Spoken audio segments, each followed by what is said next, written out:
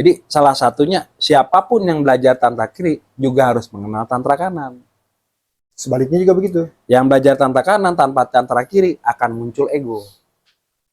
Yang belajar tantra kiri, yang belajar tantra kiri tanpa pengimbang tantra kanan akan gila.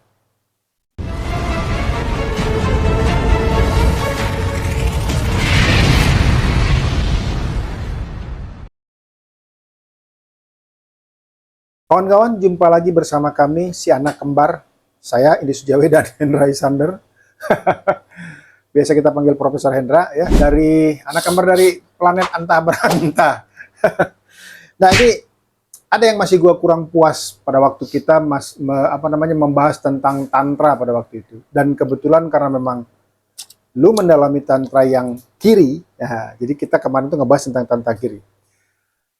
Sempat gue bukan mencari sih, sebetulnya dapat begitu saja ketika gue searching di Google, ya, bahwa tantra itu adalah semacam alat alat pemilin benang, ya, whatever lah, kira-kira kayak mirip begitu. Menurut lu sendiri sebetulnya tantra itu apaan sih? Sebetulnya pemahaman atau tafsir kata tantra banyak, ya. Ada yang mengartikan tantra itu tanmatra, tanpa matra. Ada yang mengartikan seperti jalinan pintalan benang. Nah, itu tadi tuh. Okay. Ada yang begitu-begitu. Ada lagi yang menyebutnya sebagai filsafat mistis.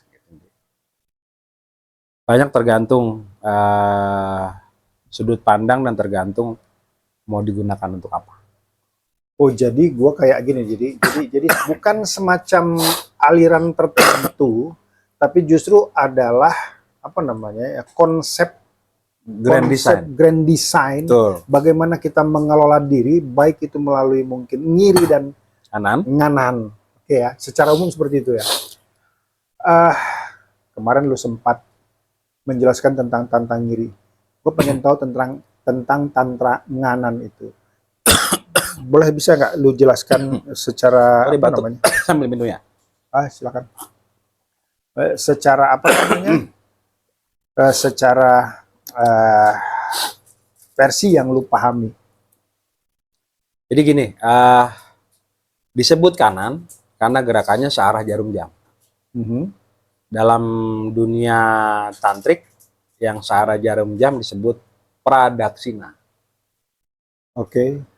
Kalau kita ngencengin baut,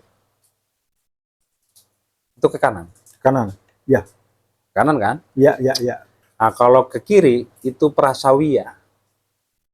Ngendorin baut. Betul. Jadi tantra kanan, prinsipnya adalah memanggil dewa untuk turun ke bumi. Tantra kiri, kita yang naik ke alam dewa. Kita yang aktif. Oh, gitu. Kalau tantra kanan, dewanya yang aktif. Diseru dewa. Ya dewa, turun ke sini. Berkati tempat ini, berkati manusia-manusia di sini. Berkati diri saya. Rezeki saya, kehidupan saya, gitu kira-kira, ya. Itu kanan. Kalau kiri, kita yang naik. Kita yang melakukan ascending namanya. Ascend master. Kalau yang satu descend, dewanya diturunin. Dalam tantra kanan, syarat dewa turun harus ada air. Jadi dewa itu hanya turun, hanya mau bersimpuh di dalam sebuah kolam yang ada teratainya. Nah, teratai itu disebut Padmasana, tempat duduknya para dewa. Sehingga gambaran Siddhartha Gautama dalam meditasi sering dilukiskan duduk di atas bunga teratai. Itu konsepnya tantra kanan. Kalau tantra kiri, dia nggak ada matra lagi karena dianya yang pergi ke atas. Gitu. Dengan ritual-ritual tertentu atau pembatinan diri atau simultan. Pembatinan diri dan pelatihan secara psikologis dan perubahan DNA.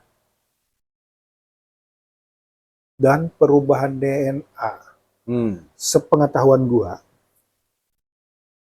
dalam prinsip konsep spiritual gua ini, ya, Suwong Posmo, ya, pembatinan diri untuk merubah DNA itu kan seperti misalkan dengan meditasi. Apakah tantra itu ada pembatinan diri seperti meditasi atau kontemplasi lah bahasanya? Baik kanan dan kiri dia punya aspek meditasi, punya aspek kontemplasi, ada. Baik kanan dan kiri. Tapi sepertinya lebih intens yang kiri. Kalau kanan mereka menggunakan mantra. Untuk memanggil dewa turun tadi itu. Pasti ada mantra. Kalau kiri menggunakan bahasa batin. Mantranya senyap. Mantranya lebih senyap. Tuh, mantra diam-diam, silent mantra. Contoh, mantra yang sering digunakan tantra kiri itu yang banyak publik tahu itu namanya Anahata Nada. Bunyinya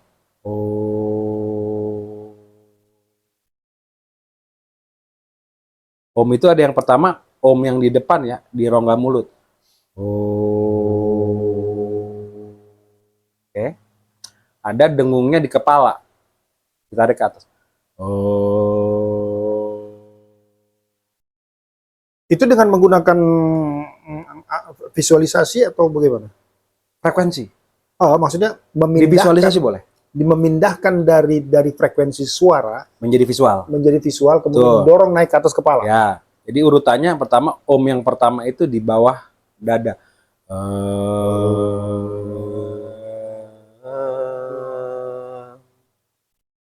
Ada frekuensi, ada 3 namanya solfagio frekuensi. Dalam tantra kiri ada bunyi Om yang bunyinya di rongga perut dan nggak berbunyi di mulut. Visual atau imajinasi. Karena konsentrasinya pada cakra perut, maka tervisualisasi nih. Solar plexus. Di bawah solar plexus. Di bawah solar plexus. Di atas pusar. Lebih tepatnya cakra seks. Berarti beberapa mili di bawah pusar. Betul. Di atas tantien, sedikit di atas tantien. Sedikit di atas tantien. Betul. Itu dengan menggetarkannya. Ya. Tekniknya adalah dengan menutup lubang pantat. Sebentar nih, mohon maaf ya kawan-kawan. Sama seperti kita misalkan pengen pup nih, pengen buang air nih ya. Kita tutup nih supaya, karena kita belum ketemu WC misalkan. Betul. Ya begitu. Ya coba aja. Di kawan-kawan mencoba menutup sphincter yang paling bawah. Karena pada saat kematian nanti, yang terlepas pertama kali adalah klep yang bawah. Makanya banyak ditemukan orang meninggal itu, mohon maaf, kotorannya keluar. Tai bajing. Yang kedua adalah keluarnya air mani atau sperma secara spontan. Jadi mengejangkan pantat itu terasa di prostat ada rasa geli sedikit. Hingga mengeluarkan sedikit sperma. Semen lah. Semen ya? Semen. Lebih ke semen. Ya.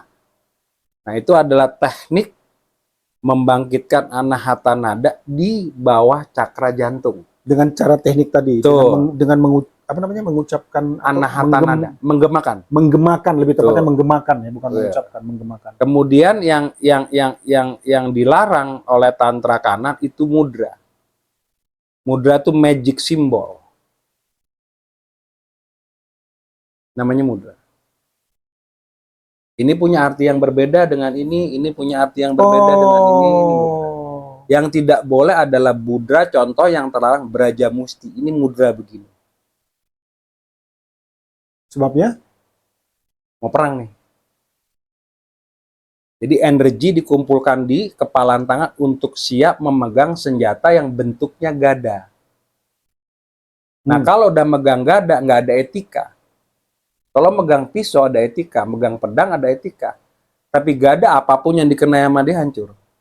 Kalau nggak lu, gue yang kalah. Kalah. Tidak ada pilihan. Tidak ada pilihan. Betul. Tidak ada ngelas-ngelas gitu. Frontal. Namanya Braja Musti. Makanya ketika meditasi itu tangan terbuka. Tangan terbuka. Oke, tekniknya adalah namanya Kundalini pumping.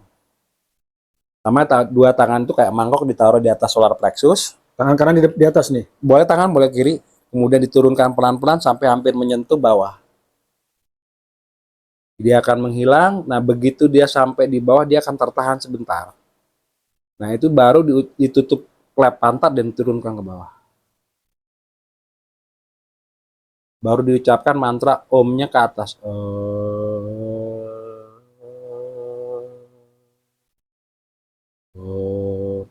Di Sunda bunyi aum jadi hong. Hong. Biasanya bisa jadi hong, bisa jadi ahung. Ahung. Menggemakannya ke arah mana? Tetap di mulut, di suara atau Di rongga mulut. Hong. Getarannya di atas. Iya sih, gue merasa getarannya ke atas sih. Dengan sendirinya secara Ya. auto, bukan gua dibuat-buat. Karena getarannya menjalar di rahang. Aung. Nah, kalau orang Jawa, hong. Hong. Hong. Sama aja ya. Hong. Kalau di Bali jadi om. Om. Hampir sama dengan amin ya. Amin. Apa Konsepnya sama. konsepnya sama kali ya? Amin. Konsepnya sama. Jadi secara garis besar, tantra itu adalah suatu konsep pembatinan diri, baik dengan cara kiri Atau kanan. Nah, kembali ke tantra kanan tuh, seperti tantra kiri yang kemarin, apakah ada step-stepnya atau varian-variannya? Nah, kalau tantra kanan, gurunya itu manusia. Harus manusia.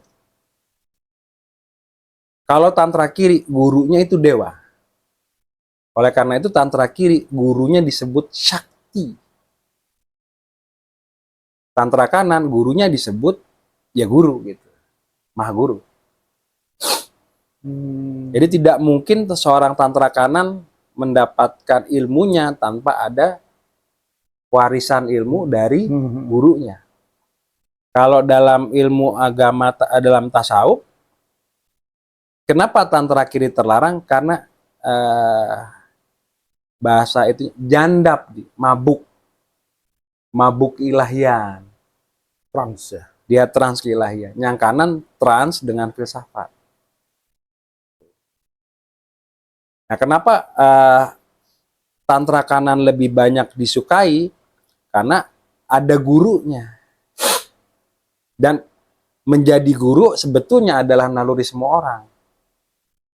Jadi orang senang berbagi pengetahuan, senang berbagi pengalaman. Sebenarnya itu naluri ya, instingnya. Instingnya. Nah, kalau di tantra kanan, posisi guru itu absolut. Apa yang diminta gurunya, itu harus dilaksanakan. Kalau di sisi kanan. Nah, tapi kalau di sisi kiri kan nggak ada guru. Apa yang dimauin naluri itu dipenuhi. Apa yang dimauin naluri? Tuh.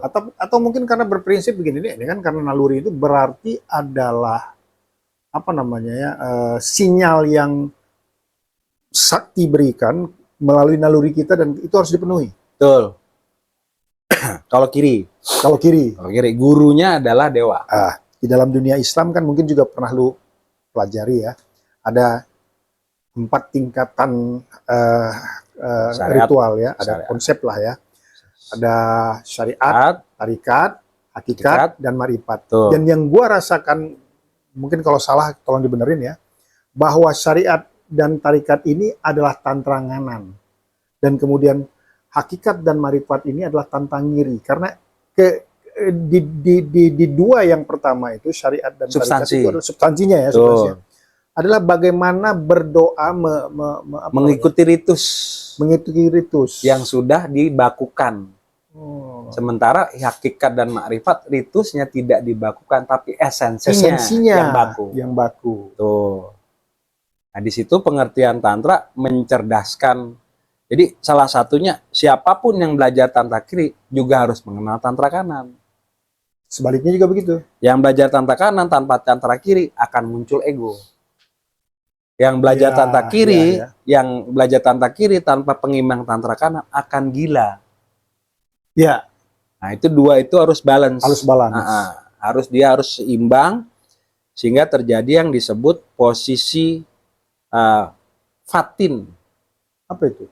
tetap dan tidak bergerak. Seimbang. Balance di titik Balance. tengah.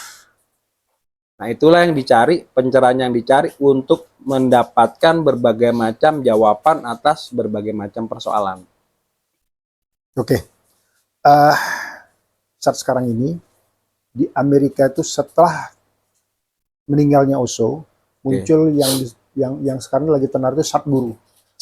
Sadhguru yang mendalami ritual dengan cara yoga. Ya. Yang ingin gue tanyakan, apa perbedaan tantra dan yoga?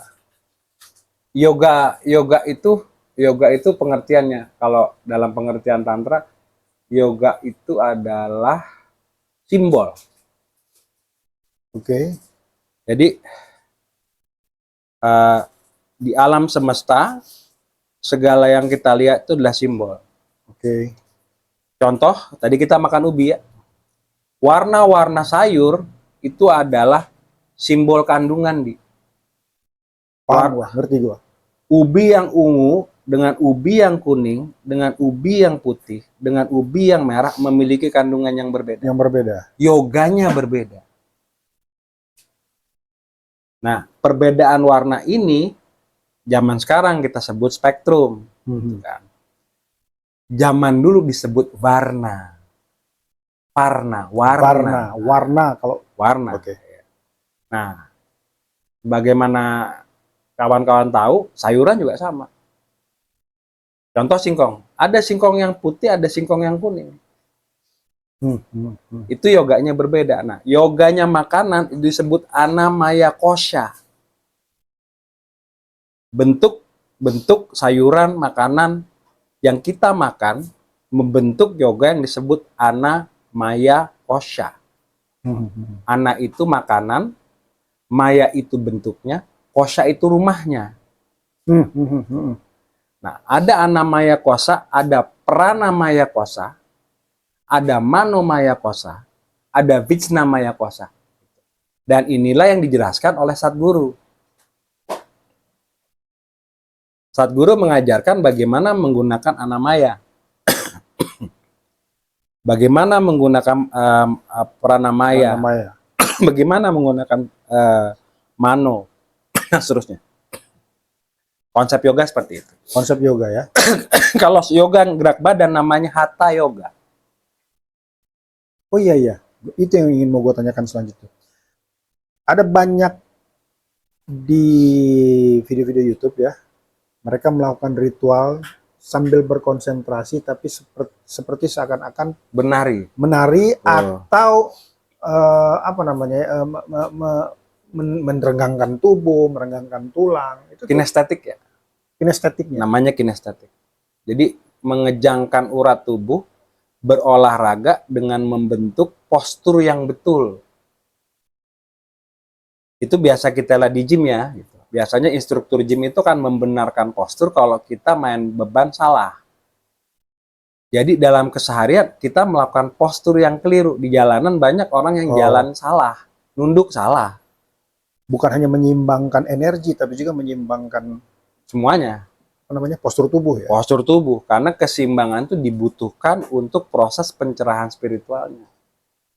Oke. Jadi orang yang terbiasa jalan nunduk, besok nggak boleh. Jalan itu bukan tegak. Ya. Terlalu tegak juga salah. Tidak salah. Ya.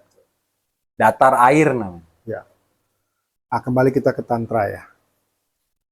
Misalkan, gue punya masalah, katakanlah gue pemabok. Gue ingin keluar dari kondisi, candu mabok tadi. Ingin melepaskan diri dari itu. Nah, bagaimana secara garis besar biar kawan-kawan juga mungkin bukannya gua tapi kawan-kawan di sana juga ingin tahu bagaimana cara yang dilakukan oleh tantra kiri dengan menggunakan tantra kiri dan bagaimana pula cara dengan menggunakan tantra kanan agar perbedaan keduanya itu bisa kita pahami. Oke, kalau kita bicara penggunaan sistem sebagai pengobatan pasti konteksnya namanya Ayurveda. Oke, konteksnya Ayur. Dalam Ayurveda ada beberapa unsur yang harus dipenuhi. Ya. Pewangian, bentuk, susunan, konfigurasi, tata letak, saji lah. Dalam bahasa kita sesajen Nah, lah ya. dalam bahasa kita offering lah, saji lah. Saji. Jadi saji itu adalah alat untuk kita mentransendenkan diri, untuk melepaskan diri dari ketergantungan tertentu yang dalam tanda petik memabukkan ya. Dalam tanda petik ya. Jadi bukan hanya gua bahas tentang tanda petik ini nih. Jadi bukan hanya misalkan gua yang memang alkohol ataupun candu apapun, tapi juga misalkan dengan tanda kutip ya, pengetahuan memabukkan. Termasuk cinta. Cinta pasti. Ini yang orang jarang sekali alert, jarang sekali waspada. Semakin banyak tahu, semakin mabuk. Iya sih. Itu sama saja dengan bodoh. Semakin bodoh, mabuk juga. Yang betul adalah jalan di tengah. Keseimbangan tadi. Jadi kata memabukkan atau jandap itu tidak tergantung substance, bukan substansi, tapi esensi. Oke, kembali ke pertanyaan tadi, bagaimana cara penanggulangannya? Contoh orang ketagihan gini, narkoba itu tidak nempel begitu saja. Narkoba akan menyesuaikan dengan pemakainya. Ada yang suka tipe narkoba A, ada yang suka tipe narkoba B. Itu tergantung posisi kejiwaan. Ada orang yang doyan A tapi nggak cocok B. Ada yang doyan B nggak cocok C. Nah itu berarti waktu dia memakai candu ada motivasinya. Contoh opium. Ya. Yang paling umum opium. Opiat itu memberikan rasa, morfin, opium memberikan rasa ketenangan. Analgesik ya. Analgesik itu anti nyeri. Kemudian rasa bernapas lebih lega, bronkodilator, kemudian dia melepaskan sejumlah reseptor GABA dalam kepala, sehingga rasanya tenang, tidak teragitasi. Beda dengan amfet. Ketika amfet justru diagitasi kan. Metamfetamin maksudnya. Iya, teragitasi kan. Serotoninnya diledakkan. Yang bukan ini ya, yang di beberapa tempat itu menjadi kebiasaan kanabinoid, kanabis, ganja. Orang tidak tahu bahwa kanabis itu keluarganya padi. Satu geng dia sama sativa. Satu varian ya. Satu keluarga besar. Gitu. Kanabis tadi ya. Kanabis ada sekarang ada dalam berapa bentuk? Ada kanabis asap, aerosol. Ada kanabis yang diolah menjadi mentega. Jadi yang satu mabuk lewat paru-paru, saraf paru, satu mabuk lewat saraf perut. Karena saraf paru punya keterbatasan, dia asap. Ingin lebih high, dimakan. Sehingga muncul mitos-mitos bahwa makanan daerah tertentu pakai biji ganja. Gue nggak tahu benar atau tidaknya. Tetapi jika itu terjadi, ya betul lah dipengaruhi kan saraf ininya, saraf lambung. Karena di dalam lambung juga ada saraf yang sensitifnya sama dengan saraf di paru. Jumlah saraf yang ada di lambung, kepekaannya sama dengan saraf yang di paru. Maka disebut lambung itu adalah kecerdasan kedua. Betul, karena dia punya kecerdasannya sendiri. Iya. Minuman juga sama. Minuman disebut ada yang pertama spirit. Spirit itu alkohol destilasi antara alkohol beraroma dan tidak beraroma, maboknya beda. Kita nyebut merek misalnya mabok minuman whisky yang terbuat dari jagung, whisky Amerika dengan whisky Skotlandia itu beda maboknya. Euporianya beda. Nah, beda lagi dengan vodka yang diproduksi dari kentang yang misalnya merek-merek klasiknya Soviet, bukan Rusia ya, di era Soviet. Itu minuman pekerja nih. Pekerja yang digaji murah dan frustasi tidak bisa mendapatkan demokrasi minum. Di Jepang minuman itu bagian dari ritual makan, sake. Ya, jadi tidak adalah aneh mabuk apabila tidak disertai makanan. Gitu. Kalau di Jepang kan aneh. Oh gitu. Itu budaya Nah, demikian. di negara-negara Eropa Timur dan negara-negara apa namanya Deutschland, Netherlands, Belgia, bir, barley. Oke. Ada Kembali. bir putih, ada bir hitam. Di Irlandia birnya hitam, maboknya beda. Ngomongnya juga beda. Kembali ke tantra nih. Ah, berarti kalau untuk problem solving, kemarin lu bicara tentang problem solving dengan menggunakan tantra yang ngiri. Tuh. Bagaimana dengan tantra yang nganan? Tantra yang kanan juga menghasilkan problem solving yang mirip. Cuman begini, tergantung kebutuhan. Tantra kanan itu cenderung vegetarian. Oh. Tantra kiri cenderung ketogenik. Tantra kanan, kalau bahasa ilmiahnya, tantra kanan itu kekurangan omega 6 karena nggak makan daging. Dalam dietnya hanya ada omega 3. Sementara kiri nggak punya omega 3. Yang ada omega 6. Nah, seringkali ada kunjungan silang. maksudnya? Kunjungan silaturahmi. Yang tantra kiri makan ubi untuk mendapatkan omega 3, yang tantra kanan makan ikan untuk mendapatkan omega 6. Oh. Ini dalam contoh makanan gitu. Tantra kiri cenderung carnivore diet. Dia tidak makan karbo. Kalau zaman sekarang namanya ketogenic diet. Satu-satunya karbo hanya dari biji. Bisa biji almond, biji kacang Arab, bisa biji lentil. Kalau yang tantra kanan, veget. Tentang problem solving tadi gimana tuh? Misalnya orang membutuhkan serat, ya belajarnya ke tantra kanan. Orang yang membutuhkan laksatif, pingin lebih lancar, pencernaan ke kanan. Orang butuh energi gede, ke kiri. Kalau olahragawan, jangan tantra kanan, lemes dia. Makanya sayur. Olahragawan pasti tantra kiri. Tantra kiri dipakainya. Yoi, contohnya kayak pelari sprint. Pelari sprint itu nggak bisa dia menggunakan lemak, dia menggunakan gula. Oleh karena itu pelari sprint itu pasti vegetarian. Sementara pelari maraton, pegulat, karatekawan, taekwondo, itu pasti ngiri karena dia makan protein. Tergantung kebutuhan. Iya. Tergantung needed-nya. Dan karena makanan itu menentukan sikap batin, apa yang dimakan akan sangat menentukan jati diri dan perilakunya. Orang yang makan daging itu cenderung lebih tenang. Karena energinya minyak, nggak fluktuatif. Orang yang makan sayuran, Lebih cenderung emosional. oh gitu sih, bukan kebalik. Nah ini dia. Karena energi sayuran cepat banget terkonversi menjadi energi.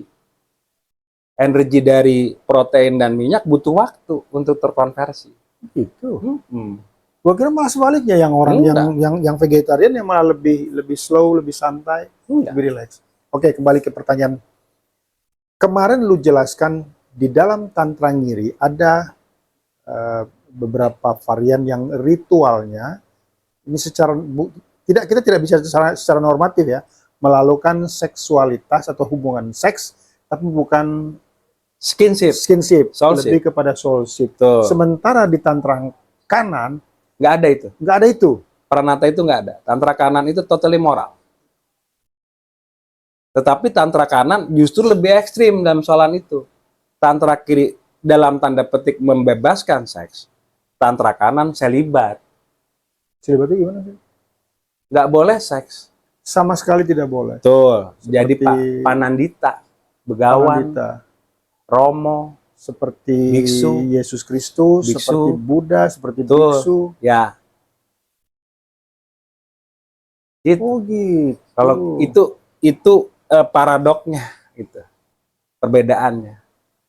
Nah, dua sekolah ini memberikan ajaran kepada orang-orang seperti kita untuk hidup di tengahnya. Jadi, gua ngedapetin begini nih, tidak semua orang bisa mendalami tantra kiri dan tidak semua orang bisa mendalami tantra kanan. Karena batasan-batasannya. Atau tuntutan. Tuntutan moral, tuntutan tuntutan ritus.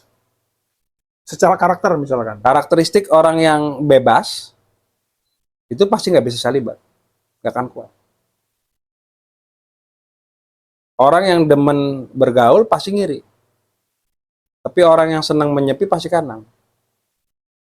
Dan karena dia makan makanan yang energinya meletup, dia harus pada tempat-tempat yang menenangkan diri.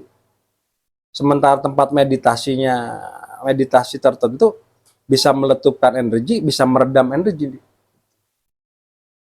Tempat-tempat tertentu bisa Meletupkan energi, berpengaruh juga dengan energi. sangat. Kita duduk di Borobudur itu berbeda dengan kita pergi ke Prambanan. Kita Di bisa Prambanan. rasakan. Iya sih, Bisa kita gua rasakan. merasakan itu. Bagi teman-teman yang pernah ke Istana Negara akan bisa merasakan energi Istana Negara itu sangat beda dengan bangunan-bangunan di sekitar. Iya, iya. Sangat-sangat beda. Begitu juga dengan mungkin bangunan-bangunan seperti di gedung DPR, dengan gedung olahraga itu juga sangat berbeda. Dan begitu pula dengan tubuh tiap orang, karena tubuh kita disebut kosyas. Apa itu? Rumah. Ini kan rumah. Si rumah akan memancarkan auranya, akan memancarkan frekuensinya, energinya.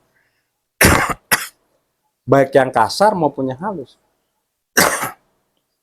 Oke, sebelum kita pamit mundur, gue pengen tahu nih.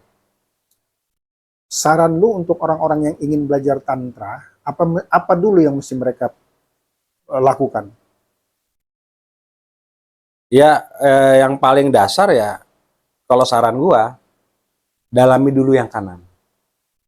Karena dunia kita hari ini adalah dunia etika dan moral. Dunia kita hari ini. Bukan dunia spiritual di zaman baheula ya. Dunia kita sekarang semuanya serba prosedur. Bahasa gua dunia sekarang itu dunia syariah. Dunia sistem. Oke. Dalam itu kanan itu dalam. Cari Kanan guru itu yang dalam. benar. Guru tantra kanan yang harus Anda pilih adalah tidak boleh menikah. Jadi kalau ada yang ngaku Anda adalah guru tantra kanan, dia tidak salibat, kita pertanyakan keguruannya. Karena syarat untuk bisa menjadi guru kanan, dia harus salibat. Sebaliknya, syarat untuk menjadi tantra kiri, dia harus XXX. Gitu. Kira-kira gitu. Kira-kira begitu. Kawan-kawan, saya jadi setelah mendengar penjelasan Prof. Hendra mengenai tantra kiri dan kanan, saya lagi berpikiran, saya akhirnya mendapatkan suatu kesimpulan, Dra, bahwa tidak ada benar dan salah, tidak ada baik Relatif dan buruk. Semuanya adalah relatif. Betul. Pandangan salah dan benar adalah justru dari dasar kita berpikir, bentuk kita berpikir. Betul. Apa yang kita anggap sebagai salah dan benar, buruk dan jelek, buruk dan baik, itu sebetulnya adalah sesuatu yang saling melengkapi, saling menutupi, dan saling menyempurnakan dan menyeimbangkan. Betul. Oke kawan-kawan, sampai ketemu nanti di segmen berikutnya. Dan kalau kata teman kita Hartoyo, ya subscribe, like, and comment. Terima kasih. Terima kasih. Salam. Namaste.